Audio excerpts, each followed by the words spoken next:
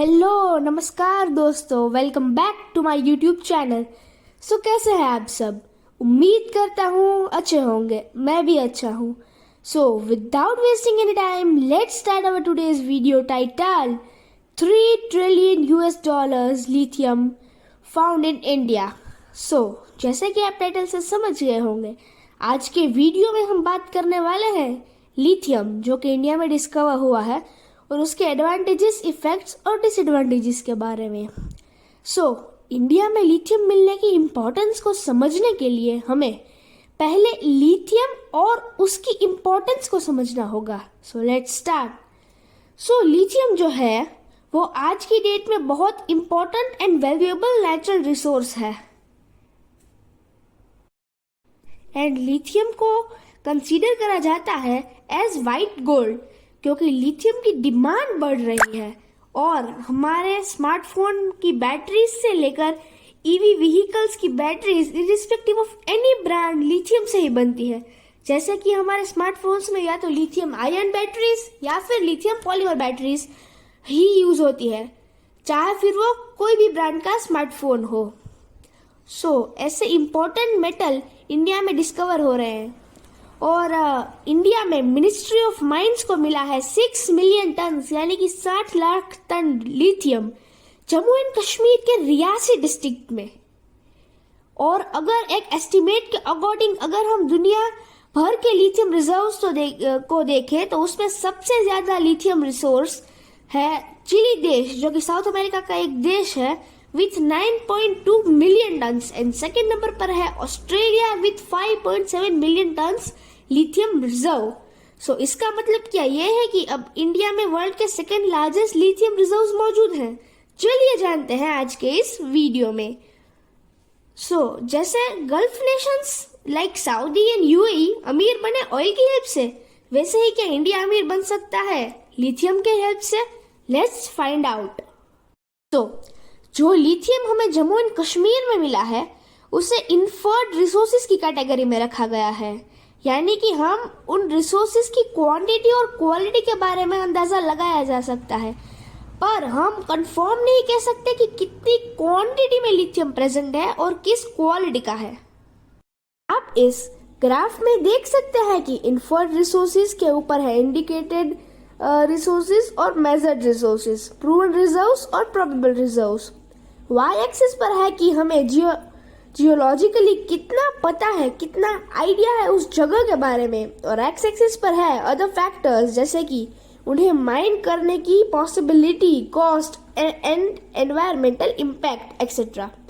Geological survey of India ने इसे खुद G3 कैटेगरी में रखा है, जो कि लिथियम की एक इनिशियल कैटेगरी है।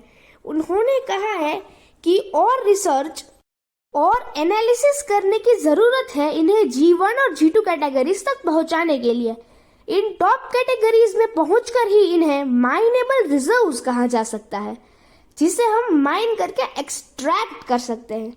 इसके बाद ही मिनिस्ट्री ऑफ माइंस को पता चलेगा कि एग्जैक्टली कितना लिथियम प्रेजेंट है और वो किस क्वालिटी का है। और इस स्टेज तक पहुंचने के लिए 5 से 7 साल लग सकते हैं। थोड़े टाइम पहले 2021 में सिमिलर सी खबर आई थी कर्नाटका से। तब गवर्नमेंट ने कहा था कि उन्हें 1600 टन्स लिथियम मिला है, और वो लिथियम भी इन्फर्ड कैटेगरी का ही था। लेकिन अब जम्मू एंड कश्मीर के केस में लिथियम की क्वांटिटी बहुत ज़्यादा है, इम्पोर्टेंस भी उसकी ज़्यादा है। वीडियो के स्टार्ट में मैंने आपसे कहा था कि चिली देश 9.2 मिलियन टन्स के साथ नंबर 1 पर है और ऑस्ट्रेलिया सेकेंड रैंक पर। 5.7 मिलियन टन्स रिजर्व के साथ ऑस्ट्रेलिया सेकेंड रैंक पर है। तो इसका मतलब क्या यह है कि इंडिया सेकेंड रैंक पर आ चुका है? नहीं, हम ऐसा नहीं कह सकते, क्योंकि इंडिया में लिथियम स्टिल इन्फर्ड रिसोर्सेज की कैटेगरी में है। अगर ऐसे कंपेयर करेंगे तो अफ्रीका के बोलिविया में सबसे ज्यादा रिसोर्स इन्फर्ड रिसोर्सेज की कैटेगरी में पाए जाते हैं, जो कि है total 21 million ton inferred resources. World में टोटल नोन लिथियम सप्लाई है अराउंड 89 to 90 मिलियन टन्स। फिर भी इसका मतलब है कि इंडिया में वर्ल्ड के 5.5% लिथियम रिजर्व्स हैं, विच इज़ नॉट बैड। और 2020 और 2021 में लिथियम मार्केट 60,000 करोड़ के अराउंड था, जो कि 2028 तक 1.3 लाख करोड़ क्रॉस कर जाएगा। अगर लिथियम के बड़े प्लेयर्स को देखें तो आधे से ज्यादा लिथियम रिजर्व साउथ अमेरिका के 3 देशों में है, चिली, अर्जेंटीना और बोलिविया। और लिथियम आयन बैटरीज के प्रोडक्शन में सबसे बड़ा प्लेयर है चाइना। एक रिकॉर्ड के अनुसार चाइना वर्ल्ड की around 75% lithium ion batteries produce करता है। चाइना में इतने ज़्यादा लिथियम रिजर्व्स नहीं है, पर उन्होंने अपनी इंडस्ट्रीज इतनी अच्छी तरीके से डेवलप की है कि वो बाहर से लिथियम इंपोर्ट करके लिथियम प्रोसेस करके बैटरीज बनाते हैं और फिर उन लिथियम आयन बैटरीज को एक्सपोर्ट करते हैं। सो गाइस, अब हम आते हैं हमारे फाइनल क्वेश्चन पे, लिथियम डिस्कवर होने के एडवांटेजेस और डिसएडवांटेजेस के बारे में। हम मान लेते हैं कि ये जो 6 million ton reserves of lithium हमारी मिनिस्ट्री ऑफ माइंस को जम्मू एंड कश्मीर के रियासी डिस्ट्रिक्ट में मिला है, वो लिथियम प्रूवन रिजर्व्स की कैटेगरी में आ जाता है और उन्हें माइन करना इकोनॉमिकली पॉसिबल भी है और उनके एनवायरमेंटल इम्पैक्ट भी बहुत मिनिमल है। तो क्या इंडिया इकोनॉमिकली बहुत स्ट्रांग बन जाएगा? सो गाइस, इस कंडीशन में इंडिया की सिचुएशन गल्फ कंट्रीज के जैसे हो जाएगी। पर जब किसी देश में इतने ज़्यादा नेचुरल रिसोर्सेज मिलते हैं तो ज़रूरी नहीं कि उसके रिजल्ट सिर्फ पॉजिटिव ही हो। उसके रिजल्ट्स पॉजिटिव और नेगेटिव दोनों हो सकते हैं। पॉजिटिव एग्जांपल्स है countries like Norway, Australia etcetera, और नेगेटिव एग्जांपल्स है Netherlands, Iran and Venezuela etcetera. अब आप सोच रहे होंगे कि नेगेटिव कैसे? तो जब किसी कंट्री में ऑयल, गैस या फिर कोई भी ऐसा नेचुरल रिसोर्स लाइक लिथियम जो कि हैवी क्वांटिटी में है पाया जाता है, तो उस देश का एक्सपोर्ट बढ़ेगा और देश की करेंसी मजबूत होगी। और करेंसी मजबूत होने से उस देश में मैन्युफैक्चरिंग महंगी हो जाएगी, जिसकी वजह से उस देश की दूसरी इंडस्ट्रीज को लॉस होगा और उस देश की दूसरी इंडस्ट्रीज सरवाइव नहीं कर पाएगी क्योंकि वो डेवलप नहीं है। और इस पूरे फिनोमेना को डच डिजीज कहा जाएगा, क्योंकि ये केस सबसे ज़्यादा नीदरलैंड्स में फेमस है। नीदरलैंड्स में अनएम्प्लॉयमेंट रेट 5% तक बढ़ गया था जब 1959 में वहाँ पर नेचुरल रिसोर्स डिस्कवर हुए थे। सो अब हम आगे बढ़ते हैं।